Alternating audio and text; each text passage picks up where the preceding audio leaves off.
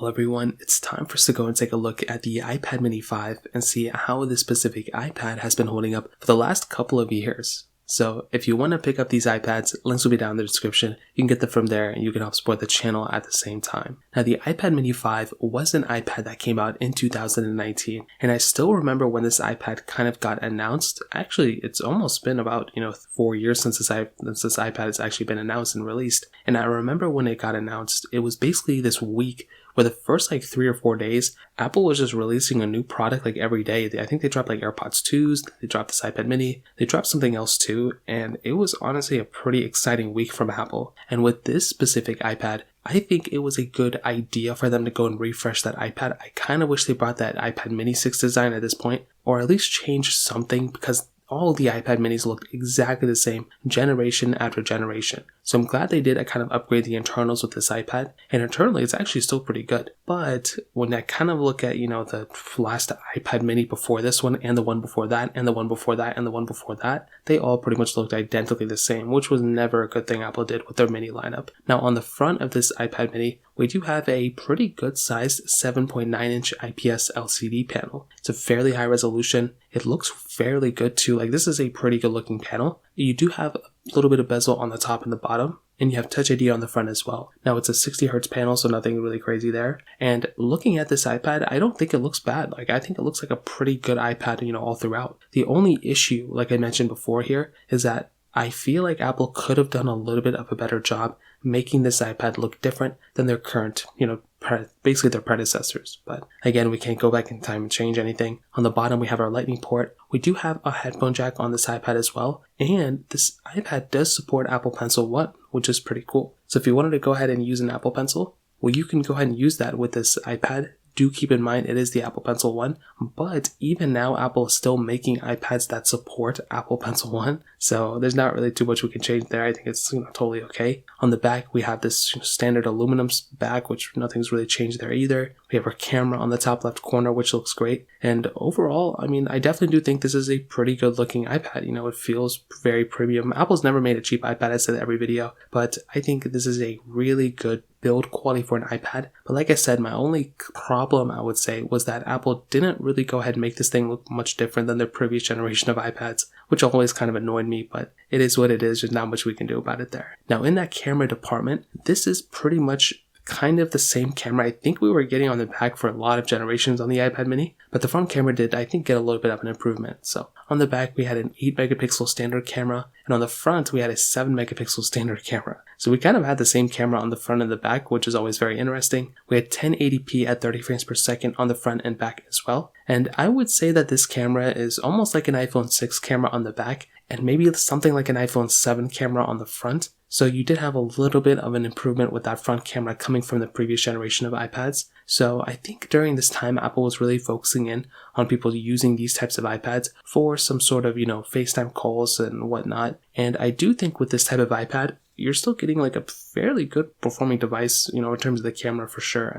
If you're wanting to take photos or basic things, you're not trying to go too crazy or overboard, I think you're going to have a pretty good time with this type of iPad. And throughout my whole entire life, I've seen that time and time again. Whenever somebody buys an iPad and they typically use the camera on it, I think they have a pretty decent time. But if you have an iPhone that's pretty much better than an iPhone 7, you're probably going to be getting a better camera quality from that type of iPhone than this type of iPad. So that's always been something I had to kind of keep in mind. But regardless, I do think this is a okay camera, but I just don't think anybody's really going to be using this thing for its camera. You shouldn't buy an iPad for its camera. You should buy a used iPhone if you want to go ahead and actually get a pretty decent camera from that device. So that kind of covers it up there. Now in terms of software and longevity, this is the thing. I don't actually know how much longer this iPad is going to actually last, because it does have the same chipset as basically the iPhone XR, or the iPhone XS, whichever one you want to use. So with the iPhone XS, it's still supported with software. I think it's going to be here for the next couple of years, and because of that, I think the iPad mini 5 is probably going to follow in the same suit.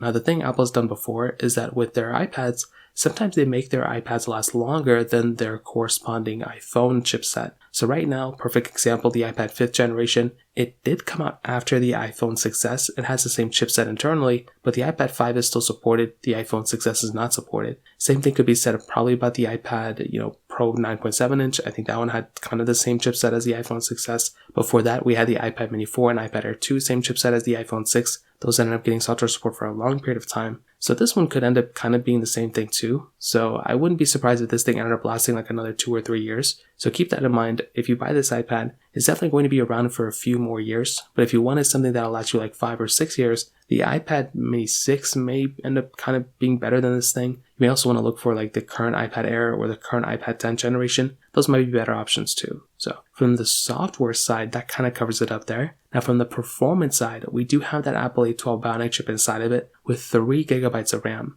Now I will be honest, coming from the iPad mini 4, this was actually a pretty big upgrade. And I think this was a really smart thing that Apple did, was to put their current generation chipset on that type of device, because who knows when Apple's going to refresh the iPad mini. So I'm glad they kind of did that. I actually do think in a way they probably should have just put the like an A12X chip inside of this thing or something. But regardless, I do think this is a very good choice Apple did here, because like I said, they pretty much know or knew that they weren't going to upgrade this thing probably in a long period of time. And this thing's performance is still fairly good. You have to remember that this thing with the A12 Bionic is going to be lasting, for quite a bit of time on the performance side. And I own a lot of devices with the A12 Bionic chip inside of it. And the iPhone XR is almost 1-to-1 the same performance as this type of device. The iPhone XR might be a little bit faster, but this device is still a very fast iPad. You have, the ability of pretty much doing everything you can or want on this type of iPad, which is always nice to have. And you're going to be getting a pretty good performing device from this thing. Like whether you use this thing for,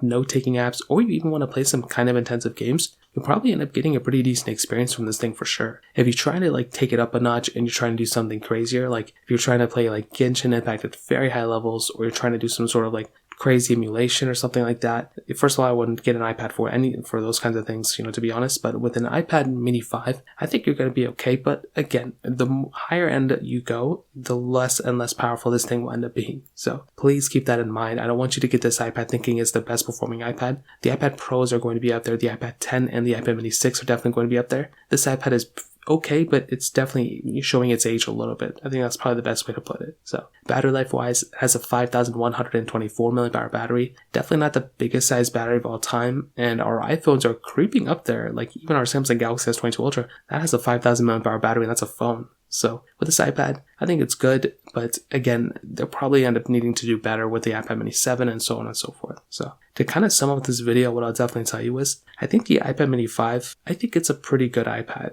I still think it's still worth buying. I still think it's worth picking up if you want to. Is it the first iPad I would recommend buying? Probably not. I think there's a lot of other options out there. I think the iPad Air 4 is a better iPad. I think the iPad mini 6 in the used market is definitely worth buying. And I definitely do think the iPad 9, if you don't mind the size, the iPad 9 is a very good iPad, and you can buy those things very cheap, probably just the same price as this thing in the used market. So those are some other iPads I'd recommend buying, but this one I still think is worth buying as well. So that kind of covers it up. If you have any other thoughts or questions, let me know in the comment section below. Hit the like button, that'll mean so much, but definitely hit that subscribe button. More importantly than everything else, I love every single one of you guys. Hopefully I'll catch you guys in the next video. Peace out till then.